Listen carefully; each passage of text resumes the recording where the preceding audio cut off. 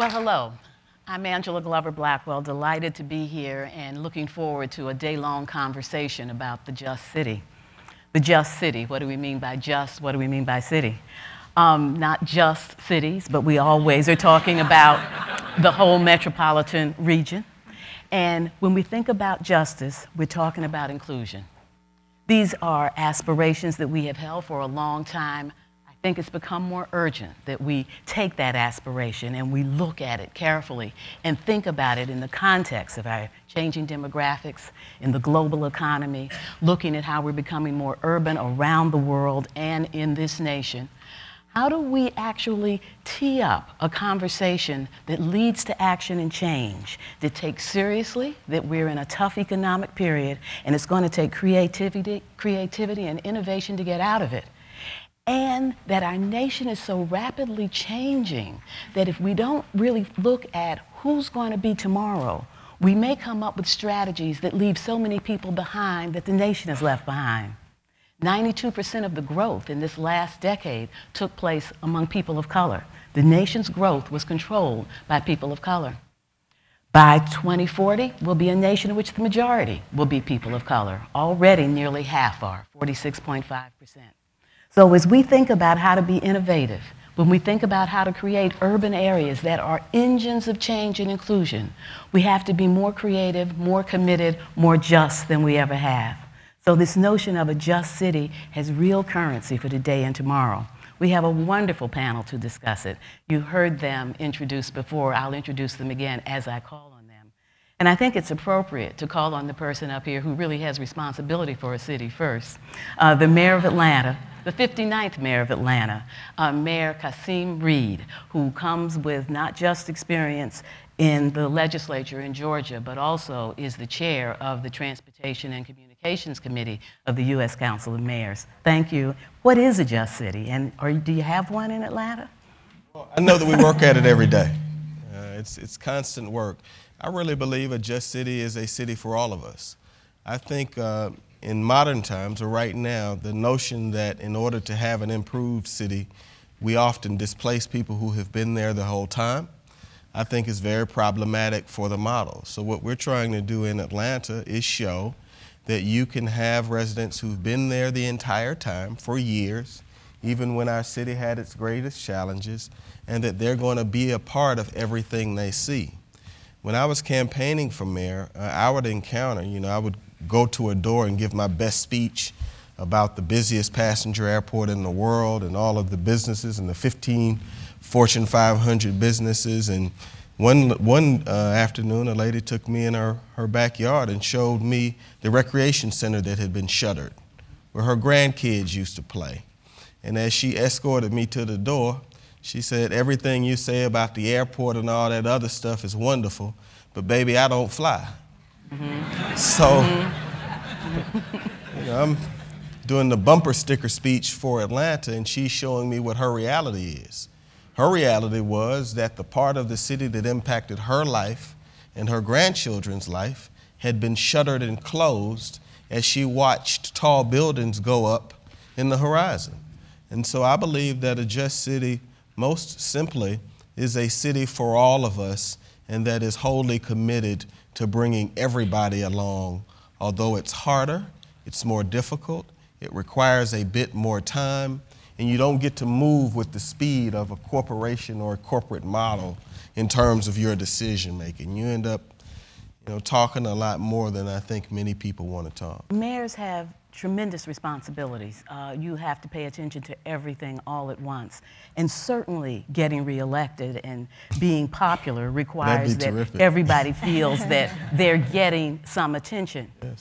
I want to know whether this justness in the vastness that you just talked about it is a priority right along with everything else, whether the other priorities are connected to achieving this full inclusion, or whether you hope that as Atlanta continues to thrive, that others will also be brought along.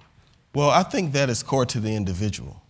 I mean, the leader has to have that as a part of their core, because when you're mayor, you're in a lot of private rooms, private meetings, where if you don't have inclusion and equality as a part of who you are, then you can easily get away from it. You know, I say all of the time that being mayor is really where hope meets the street, because we're constantly making decisions, 10 or 15 decisions every day. But the bottom line is if you don't have this notion of bringing people along and equality at your core, you really can get away with not doing it. At the end of the day, the city is going to suffer because of it, though, because you're going to deal with that inequality, and you're going to see it in your streets. You're going to see it in your schools. And so the question is whether you want to be a transformational mayor that really wants to do something special and extraordinary, or whether you want the job just so that you can hold the job. I ran for mayor because of what I wanted to do with the job. So whatever's left of me when I'm done is left of me when I'm done. I believe that you have this finite amount of time that really drives your intensity and your passion. It's 4 years, it's 8 years if you're lucky. And I really want to get reelected really badly. But I think you can't really look at that. That's right. I mean, I just went through a pension reform. Let me come back to that, because I wanted to turn to Robin. Robin Wilner, Vice President of Global Community Initiatives at IBM.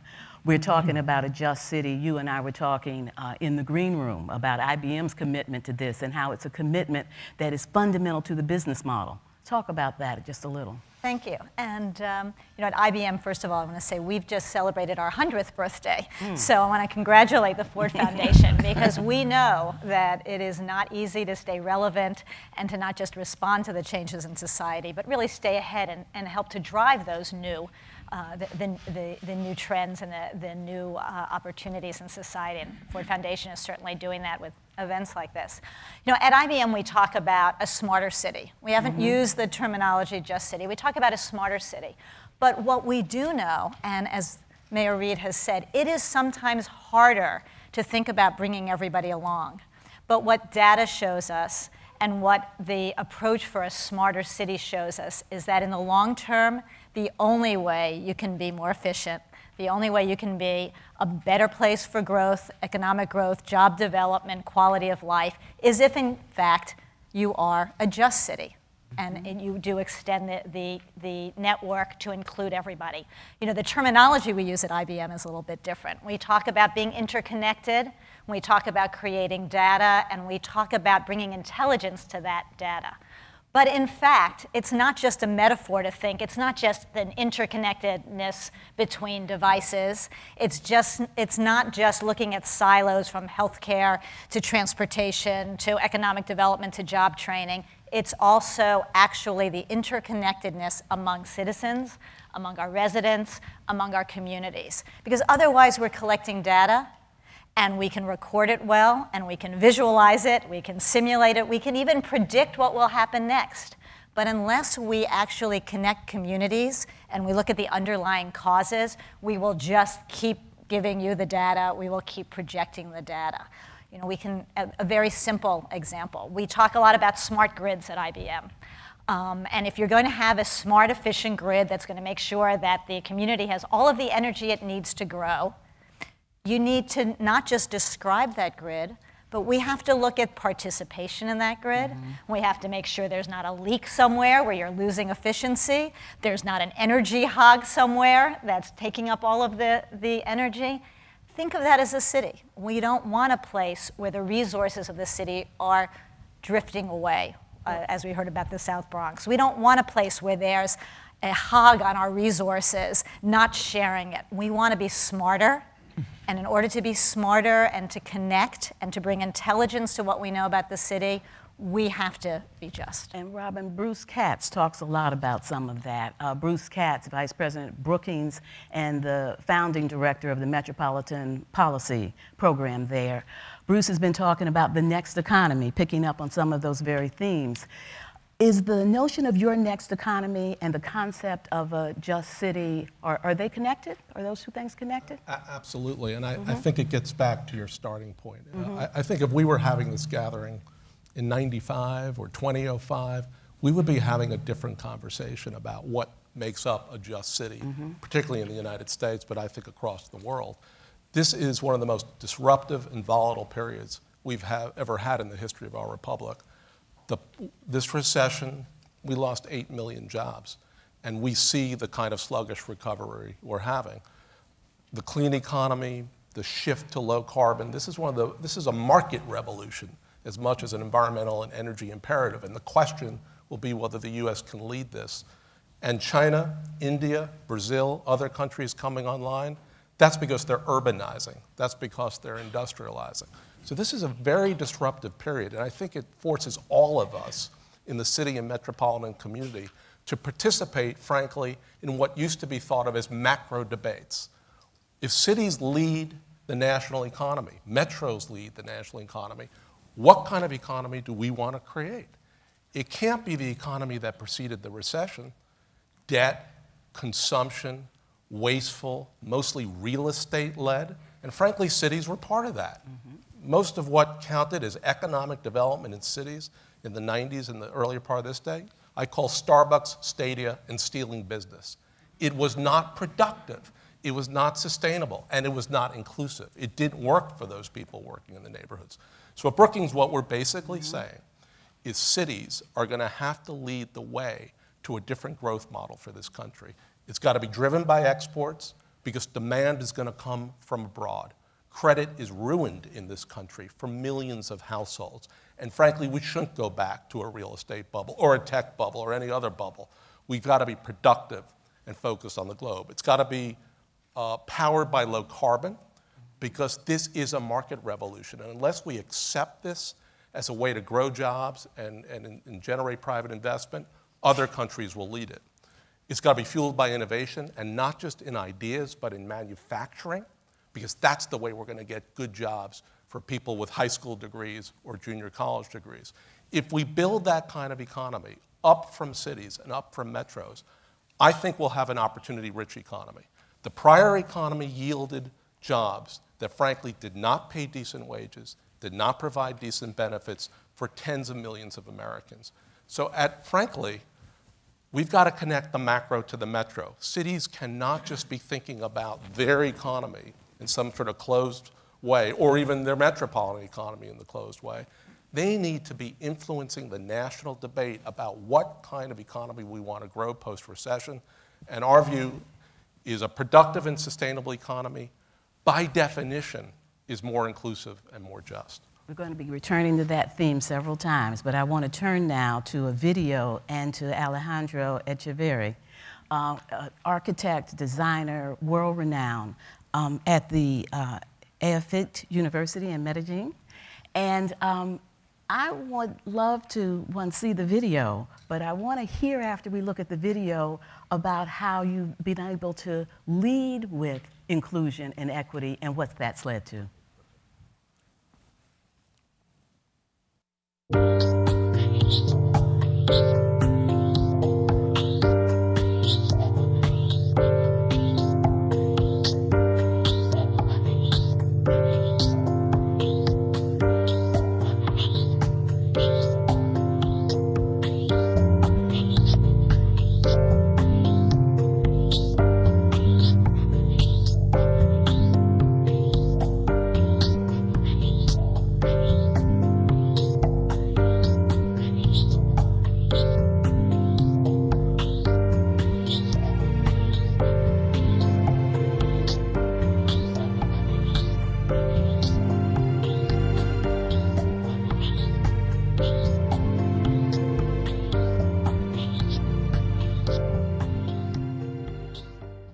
Are you sure we showed the right video? This is Medellin, Colombia? Yes. Medellin. You don't see the neighborhoods, the poor neighborhoods, and some of the other parts of the city. Yeah. Tell us about what happened there. Yes, Medellin is a city of 3.5 million, and like other Latin American cities, we have huge problems, a combination of inequality and very deep and strong violence. So from the last 10 years, the city started to find answers from trying to respond for that problem. I am an architect and technician, but the reality is that the key of the city, I think, is a political decision. The person maybe who have to be here was one of the mayors of the city, Fajardo, who started with us the programs. And the combination of political decision and the technical support and the work of many people and helps a lot. But I think the question is not very complex, and the answer as well. The key is to have the political decision and to be very focused on strategic territories of the city. So we're trying to connect, to reconnect, to fix that inequality, and to do huge investments and to put all the resources in the most poorest and violent places of the city. And we use, if I can use that word, the social urbanism, like one of the keys. The architecture and urbanism trying to do the visibility of the programs, that the programs have been education and culture. Yeah. Well, in doing it that way, why was the political decision made to focus first on the places that were most violent and poor? Why not start someplace else and hope that the changes in other parts of the city would improve for those who are often left behind? So because the 60% of the city is like that. Yes, Medellin is a narrow valley. So when you did the first question, what is the just city? I was thinking in my child. I have a child of 9, and he has all the opportunities. But like him, we have only the 20% of the childs of the city. So the target is, the problem is, the other 80% give them the same opportunities. So in the 40% of the 50% of the population in Medellin lives on hillsides, with a huge problems of inequality, accessibility, many things. And the violence, most of are there, the problems of the values. So how can we connect them? We use to do visibility, to put in the image, in the mind of all people of the city, that other parts. Doing visibility, buildings, transport system, putting there a huge program of schools, public schools, new park libraries, and building a new public spaces and where the people can be together. Not only the people of that places, all the city people. And we are building a network, new network of services there. So trying to build a very intense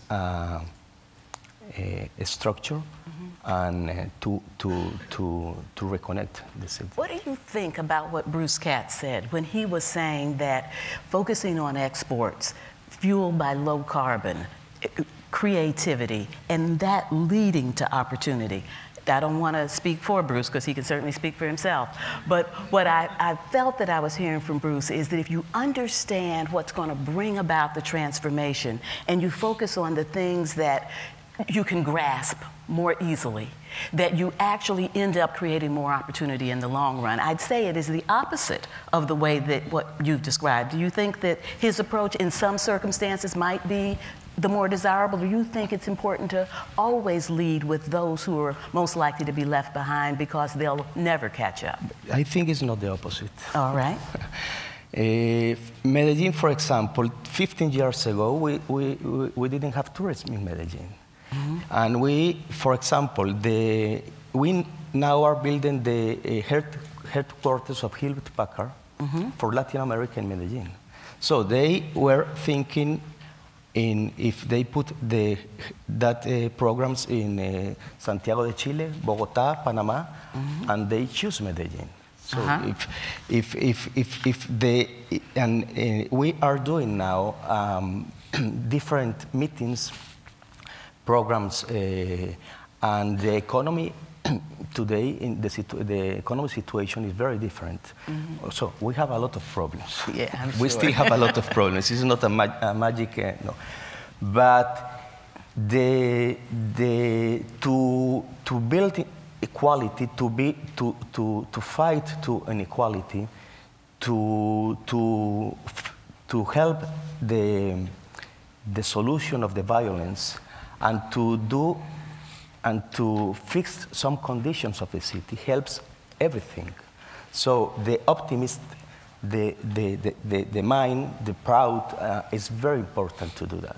So I think in cities like ours, you have to start to fix this inequality first, and of course, doing many other things. But so I am here to talk about only some part of the All right, well, things. we'll come back and talk about that more. But I want to turn to the mayor because we've talked about a pretty bold vision here. Yes. To be able to achieve a bold vision, you often have to make some bold decisions. And I know that you have focused on the pension issue, Yes. which can sometimes be a third rail in the world of politics and Feels a leading. little worse than that. but Yeah. So how have you been able to take a bold decision around pension to begin to create an atmosphere that can move toward the vision that we're talking about? Just look at the facts and do what's right, and then let the results fall where they fall. I mean, when I got elected mayor, just think 2 years ago, Atlanta's pension system was worse than a subprime loan. So we were spending, our pension costs had grown from $55 million to $110 million, and the $110 million wasn't even being applied towards the principal. At least in a subprime loan, when you make your payments, your principal doesn't grow. So we had taken the 30-year closed amortization period off the pension. So it was growing at 8 to 13% a year, from 55 million to 110 million. It was eating all of government. And the real horrible thing is it wasn't even paying the liability. So our liability had gone from 90% funded down to 51% funded. So really we were being dishonest with employees. So I made the decision that we were going to change it, and just took it on and understood what the risks are. And so what we did was negotiate extensively with unions, with the Atlanta City Council. We just passed pension reform. It's going to save the city of Atlanta $270 million over 10 years, $500 million over 30 years. That is actually going to pay down the unfunded liability so that in 30 years, the money that we promised will be there.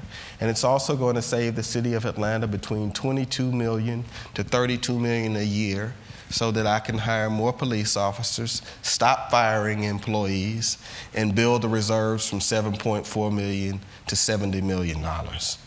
And all of that happened, and the process was terrible, nasty, and it's just terrible.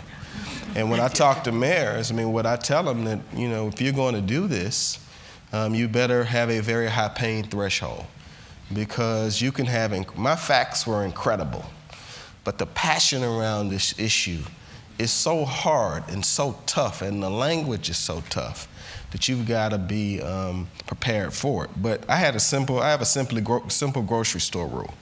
If I'm fortunate enough to serve 2 terms as mayor, I'll be 48 years old, and my mentor is Ambassador Andrew Young. And wherever Andrew Young goes, people love him. Hey, Ambassador Andrew Young, in the grocery store or whatever. And I knew that this pension crisis, if we didn't take it on, was going to grow from a $1.5 billion liability if we had the same performance in the markets that we had in the last 10 years. And then Angela was going to hit $4.5 billion, and I could have duct taped it, but in my lifetime it would have exploded. And then in the future, the person that's there gets to, you know, blame the guy. He knew about it. You know, we raised $1.7 million. We studied the issue. We did it in the light of day. So there was no question that I knew about it. So I just want to be able to go to the grocery store when I'm done being mayor. And when you're no longer mayor, you no longer get to explain, right? That's right. So this was going to blow up in about 10 years. I wouldn't be mayor, and I wouldn't have been able to live with myself. Well, let me ask you about other kinds of bold decisions that mayors and leaders should take. And this can be hypothetical. It doesn't have to be about Atlanta. But if we're going to create a just city and we're going to incorporate the things that we're hearing about on this panel, we can't continue business as usual. That was bold. You took the risk. You had a good benefit. What other kinds of things do you think have that same boldness and can produce real benefit and get us on a different track? We have to get comfortable talking about poor people and working people again. It has somehow become very uncool to talk about working people and poor people in our modern dialogue. If you look at our national conversations right now, we only get to say middle income, even among progressives. So we've had to adjust our language to only talk about middle class people and up, and we know that poor people and working people are getting killed. So I think that leaders who have a voice really need to amplify our voice and get aggressive at talking about poor people and working people and middle class people, as some of our friends on the right are, about limiting opportunity for poor people and working people. And we've got to reframe this conversation to a conversation about what America's going to become. America can no longer afford exclusivity, not including people and leaving poor working people on the side. It doesn't work for the economic model. And we're not doing it. And I think we should challenge those people who don't want to help middle income and working people and poor people and tell them that you're killing the model for the United States of America. America used to be able to afford ignoring Latino and brown people and black people and rural kids, and the country continued to thrive. That's now your pipeline. That's your pipeline. So I think we need to challenge people who have old ideas about this and argue and fight about it and do it in a big way, because I want to challenge people on whether you're clinging to your racism or your old notions are more important to you about whether the United States is going to continue to be the leading source of freedom in the world. That's really where we are right now. My follow-up question to you was going to be, do we also need to talk about race? But obviously we do. We need big conversations Big right conversation. Now. Robin, let me turn to you and to find out how IBM is tackling this issue. I heard you the first time when you talked about the necessity. You obviously agree with the mayor about the future is inevitable. We need to make sure that we're focused on it. Are there strategies that are focusing particularly on those who are being left behind, Latino, African American, Native American, and others, to make sure that we don't just have a conversation about inclusion and we reach to abstract categories and miss where we have the toughest time making progress? I think this is a critical issue. And again, agreeing with everything that the mayor has said so eloquently. But what I would say from an IBM perspective is, and you know what, it's just good business as well. Because we are beyond fooling ourselves. We are dreaming, we are closing our eyes to reality if we believe that you can improve the quality of life in a city in the long term for any one segment without looking at the totality. It doesn't work. You can push it off, as the mayor said, you can kick that ball down the road, it will catch up with you. So, we get back to this issue that a city is a system of systems. And I would maybe rephrase a question you asked earlier, Angela, about do you start in the poor neighborhoods, do you start with growth? It is a complex system. You have to start in more than one place. You actually can't ever, we don't have the luxury of simple answers. We can't start in just one place because this is all intertwined and interconnected, and that's how we will grow our way out of it. At IBM, we started something through the IBM Foundation called Smarter Cities Challenge. We said it's not enough just to wait for our customers. We need to get out in real cities and understand how we can make a difference and use technology. So we made a promise that we would have 100 smarter cities over 3 years. We've completed about the first 24, and we're well on track. This is not just in the US, this is global, and it includes about a dozen. So we're in St. Louis and Milwaukee and Austin, but we're also in Chiang Mai, in Jakarta, in Glasgow. We are sending a team on Monday to Sendai, which was the center of the earthquake in Japan. So we're taking on some real challenges, but we are looking at this in a systemic way. And let me give you one example.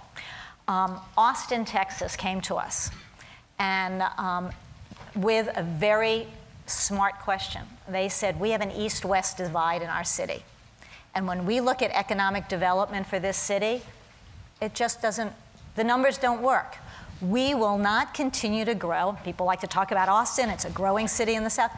But they know, they looked at the numbers, they looked at the data. It doesn't work if we're divided. We can't grow one side of the city fast enough to make up for the other side. We won't have a labor force. We can't keep attracting business here if half the kids are going to schools that don't work. Mm-hmm.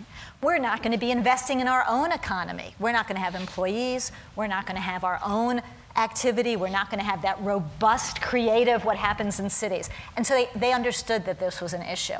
And we were able to sit down and talk to them about new planning processes, transparency, and participation. So one of the issues, political discussions are hard. We are glad that Mayor Reed took on the pension problem and we didn't have to do that. But there is a way, and let me just mention technology for a second, where we can be helpful. I think going forward, we have to involve citizens in these political discussions more than we ever had. We certainly have done that and reached out, and mayors have always done that, but we have a new opportunity. We are living in an age of information, but we're not talking across boundaries. We are still, people are talking to those who agree with them.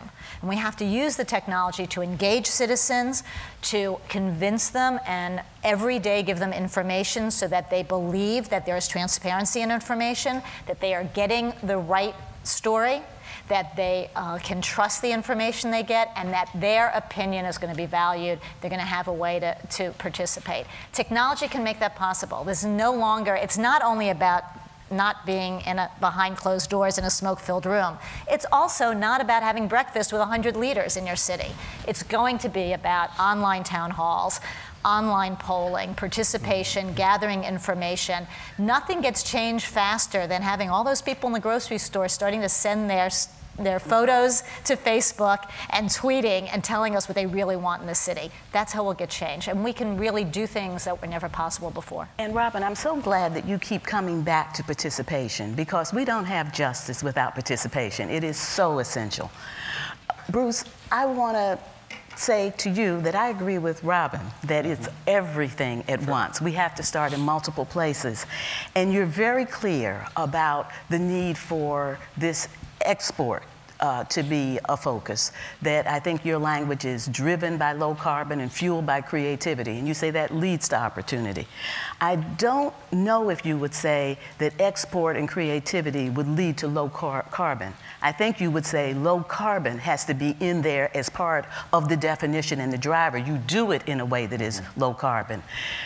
Don't you also want to get at what you call opportunity, I call equity? We're all talking about the same thing, just and fair inclusion.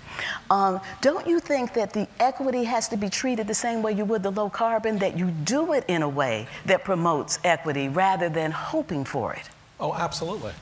Look, any city, the country as a whole, at this moment, we need more jobs. Mm-hmm. We need 20 million jobs this decade. How much did we create last month? 17,000 net? We're not on that path. We need better jobs. This is why I focus on exports, production, manufacturing again, because those jobs pay good wages and decent benefits for people with low and middle schools. We don't consign them to flipping burgers, which frankly we did with the prior growth model. And we need more accessible jobs. Cities have to play in all that. They can't basically just say, we're going to let the Federal Reserve Bank and the Treasury Secretary figure out the economy, and we'll clean up after the fact, right? Which is really what has happened, I think, over the past 20 years. But equity won't just happen. So I'll give you an anecdote. I visited a high school on the west side of Chicago, which was the manufacturing hub of Chicago, sort of a necklace of small and medium-sized manufacturers. Which has diminished over time because, frankly, the country doesn't have a manufacturing policy and no support. So here's a school, Austin Polytech, 2007, opens up with support from the manufacturing. About 98% of the school is African American. Most of the kids entering 9th grade are entering with 5th, 6th grade in reading and math. By the time they graduate, they have credentials to go into metal manufacturing firms or move on to junior college, or for some of the kids, frankly, go to 4 years and become engineers. But it starts with a notion that we're going to build a different kind of economy, not just at the Federal Reserve Bank, but in cities. That we're not going to accept a real estate, consumption-driven economy as the kind of thing we need to do. We need to be more intentional, purposeful. One last thing, the clean economy. It's been derided, frankly, as the green economy. It must be something those environmentalists want, right? It's 2.7 million jobs. It is more export intensive, manufacturing intensive, and pays better than the economy as a whole. We better build that economy, because if we don't, we're not going to be able to create jobs for low-income citizens in cities. And I'm going to come back and talk more about how, but I want to hear about the challenges, because you said there are lots of challenges. You're not where you want to be yet.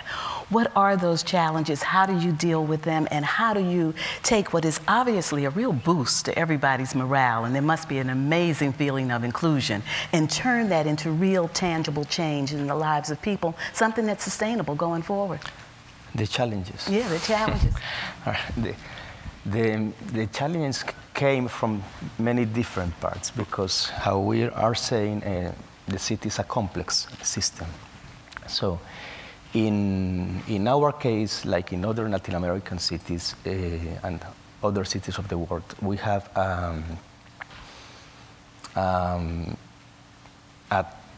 in the real term, two different cities.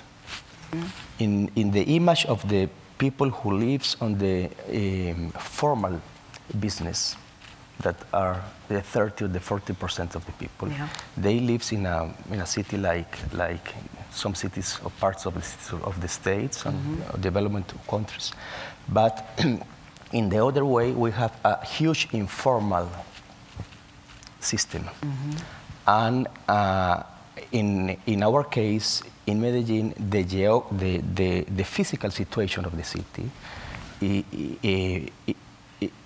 it did a huge problem, because we are separated physically as well, for the very complex topography as well.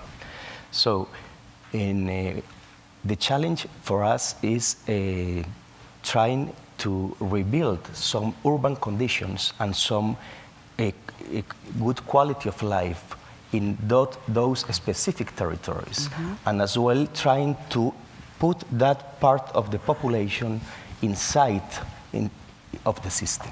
How can do with that? But we have another huge challenge, that is the violence, and in our case, the narco business, or the narco money. The situation that is happening today in Central America, in some parts of the Central America, is similar that we had in 15, 20 years ago. We read some newspapers today from some countries of Central America, and it's like our not our past, but it's only 15, recent. 20 years ago. Yes. So you can't fix all that things only from the city, but you can help a lot as well. And I think the answers are not very complex. The problem is to put in the first line how to fight the inequality and to take the decision to do the correct investment and to do the correct answer there. So this is, and to be focused, because if you don't, in the political world, it's very complex, that part. Yeah.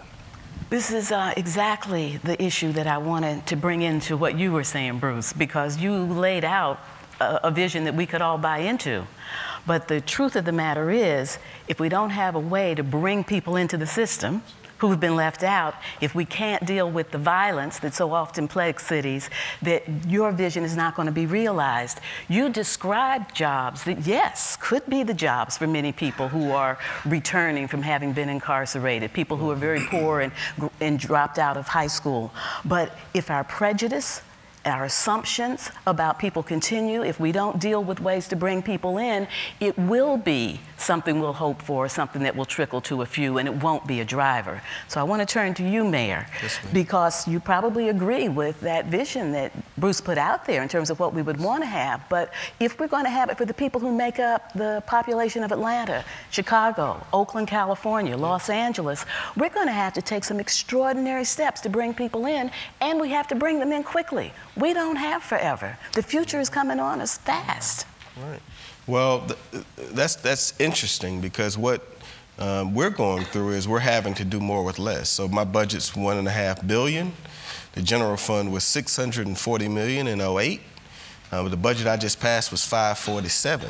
So it goes to the challenge because we're doing more with less, and we have to make sure that when you have less, people with the greatest need don't get left out. So I view that as the challenge. But there is a very good book called Instruction to Deliver that I think is helpful for all of us. And I read it all the time. But the notion is, if you don't get the basics right, you won't be able to galvanize the public will to do the things that relate to working people, poor people, and people in need. So Atlanta balancing its budget, ending up in the black, growing reserves from 7 million to 70 million, tackling pension reform, allows me to go out and open every single recreation center in the city of Atlanta, allows me to invest in children and young people. So politics now has to be the politics of the soft and the hard. So you get out and you make hard decisions, you generate a benefit, and then you go and have shared benefit, and that's the politics of the soft.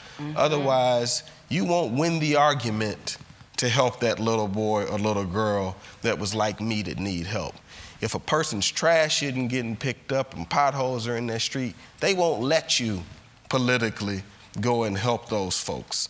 So I think that's the real challenge. You got to do both at the same time in very tough times and make your argument that you are in fact saving the city when you do that. And we can show it, it's in the data. It's in our crime data. Crime in our city is down 10 points or more across the categories. Last year, we had less than 100 murders. That has only occurred 4 times in the city of Atlanta since Lyndon Baines Johnson was president. So I've got data to show that we're making the right decisions, and investing in young people, children, and working folks actually impacts the overall crime environment. It keeps the business and civic community locked in so we can keep moving and making real reform. I think that we have some questions from the audience. Thank you. And I want to make sure that we have a little time to be able to bring you in. Are there mics roaming, or is there one to come to? There are mics roaming. Who has a question?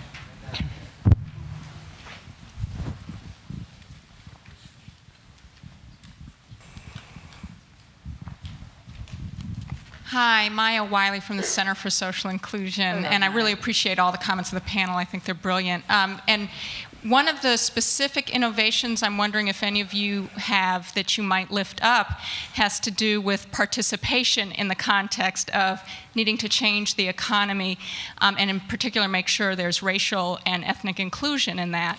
And one is the innovations that actually enable excluded communities to actually own and control some of these new forms of green economy opportunities. So we talk a lot about some of the technological advances we need in metropolitan areas, as well as the fact that we need a new economy and we need it to be inclusive.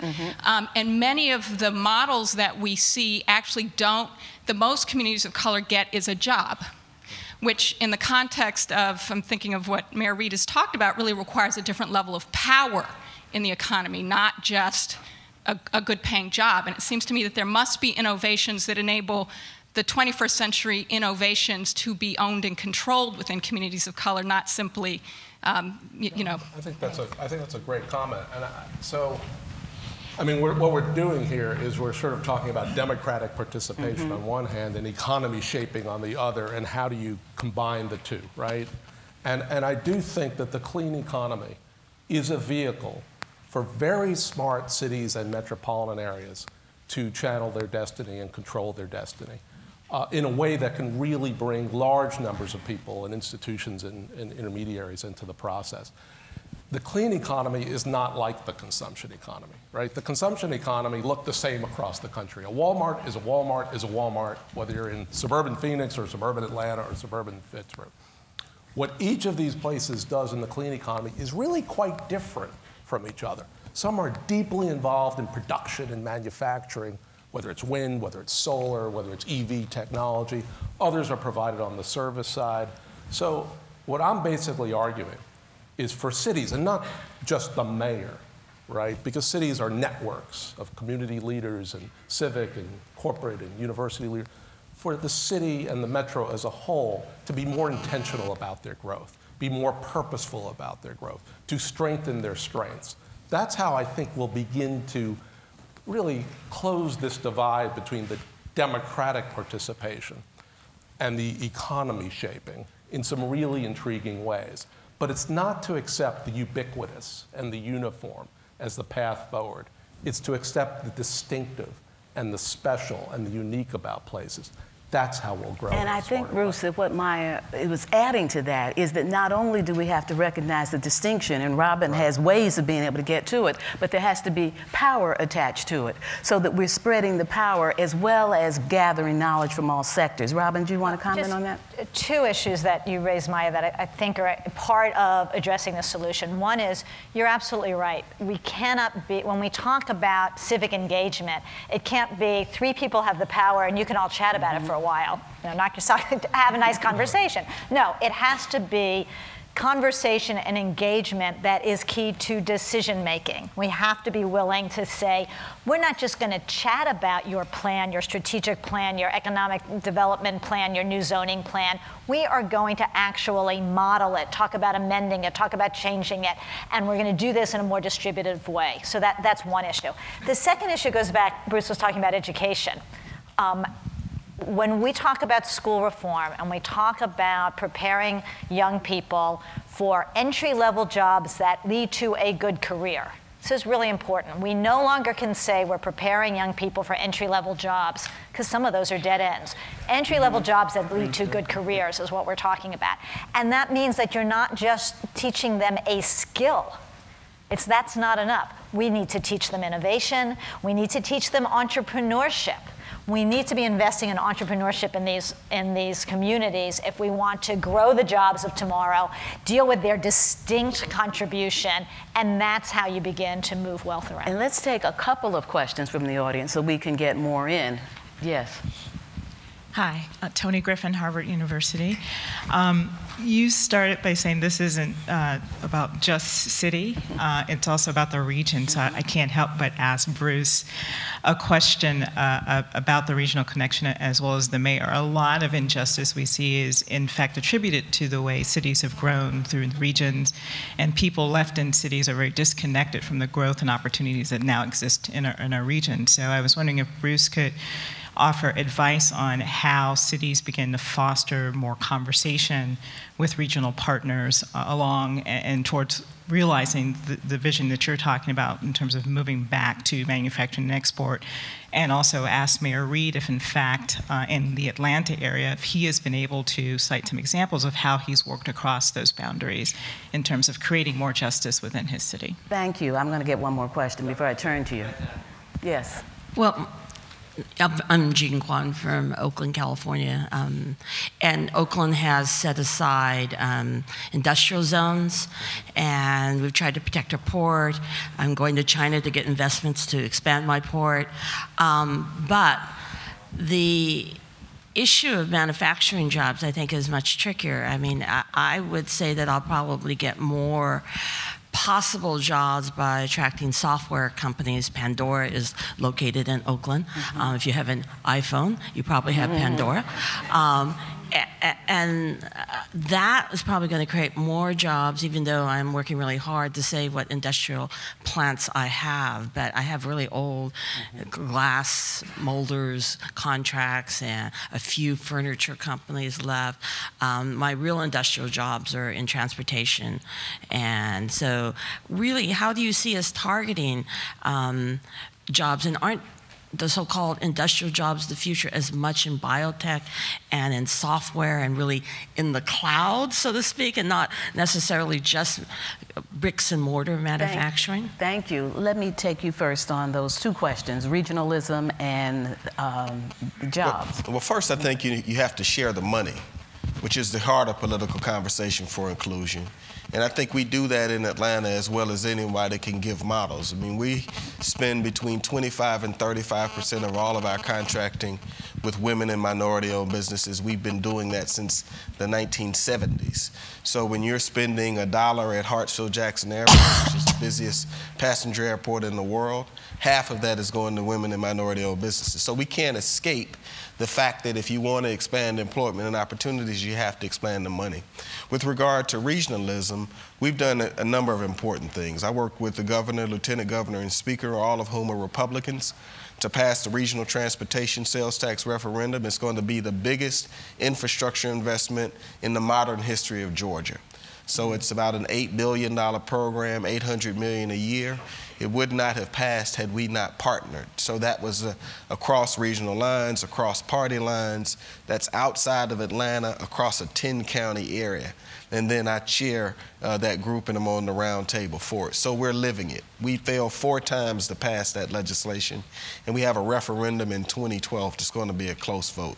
So we're living it in that way, but you can't get around the real conversation about contracting and how the money is spent with women, minority, and small businesses. Before we go to Bruce, I want you to say something more about the transportation. We didn't talk about it very much, and we've spent decades talking about how we had to have more regional cooperation, and we always thought transportation would be the one, and it's certainly taken us a long time for it to start kicking in and being the one. What's happened in Georgia to cause transportation to finally be seen as the regional priority that it must be? What's happened in Georgia is everybody understand that for us, the key is for Atlanta to be the dominant southern city. If people in New York, Chicago, and Los Angeles stop seeing Atlanta as the center of gravity in the South, then we're going to enter a period of decline. When cities were competing against us, they talked about LA-like traffic. And it was a very effective tool used to prevent business from locating in. We were losing so many new jobs that we finally developed the political will in a state with 2 Republican U.S. senators, a Republican governor, lieutenant governor, and speaker to pass a bill that's going to be the largest tax increase, but it's done by referendum. But you had to have Republican and Democrat cooperation, and if we're lucky, we'll pass it by 2% in 2012. And what will be the equity impact of the transportation decisions that are being made? The equity impact will be that you have a project list that's going to be made public and voted on. So if you don't see projects that are dispersed throughout a broad array of communities so that communities are getting real assets and real investment, they're not going to vote for it. And you can't pass legislation in a 10-county area with Atlanta as the heart if it doesn't attract women and minorities to the table. So by virtue of the project list, if you don't see something that impacts your neighborhood or your community, or if we don't have a path to attract new businesses, they're not going to vote for it. And that means the business community is going to lose the opportunity to have $800 million a year pumped into the local economy. Thank you. Very quickly, Bruce, and then I'm going to get one more question, and then we're going to wrap up. To Tony's question, I think the divide between cities and suburbs has diminished considerably. The most disturbing social trend in the United States today is the suburbanization of poverty, either pushed out by gentrification or by failing schools and crime. So the difference between cities and suburbs in the next decade is not a circa 1970 conversation. And then on top of that, so I think there's some real interesting possibilities for coalitions that have already been created and are being and will be created further. The second is competition globally. Cities don't compete globally, metros do. And so we have a big competition within the United States.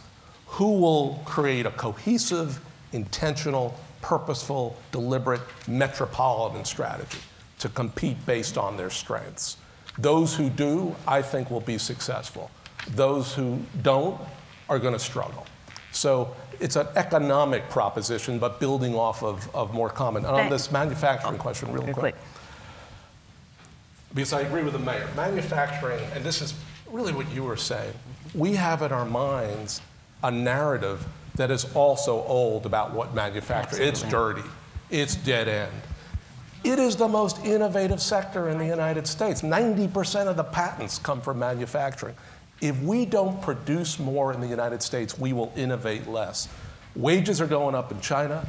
Energy costs are going up in China. We can onshore more. We can bring in foreign companies, particularly in the energy scale.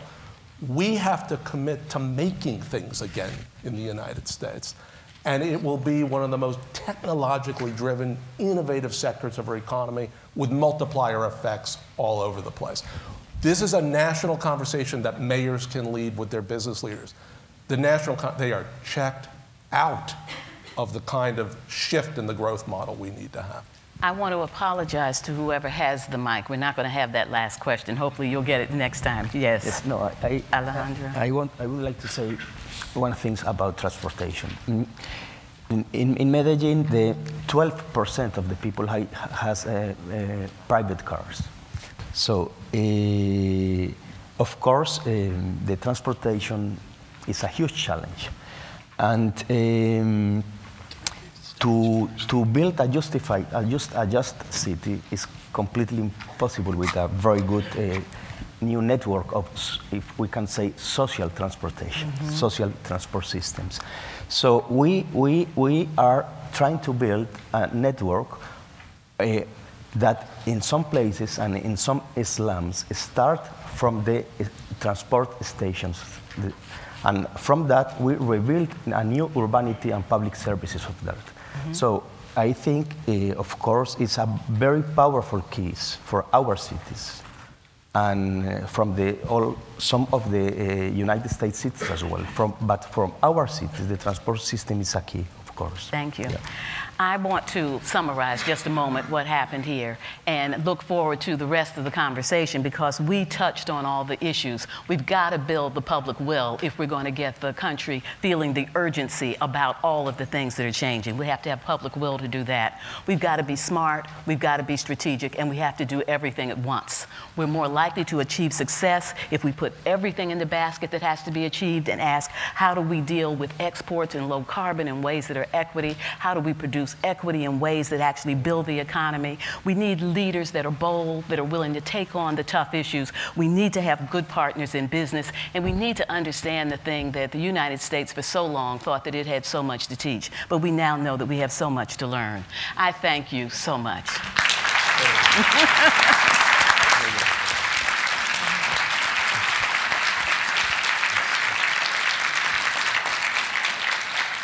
So hi, I'm George McCarthy. I direct the Metropolitan Opportunity Program here at Ford, and I want to thank our panel. Great amount of content, a lot to think about, and we'll be doing that thinking when I lead you out into a break for about 15 minutes. But I also want to thank all of you for coming, and a lot of familiar faces, a lot of new faces. We really have a lot of content for the day, so we want to make sure that we keep you on schedule. So this is a 15-minute break, 15 minutes to go out and schmooze, 15 minutes to go out and eat, but please be back in 15 minutes so we can move on with the program. Thanks again.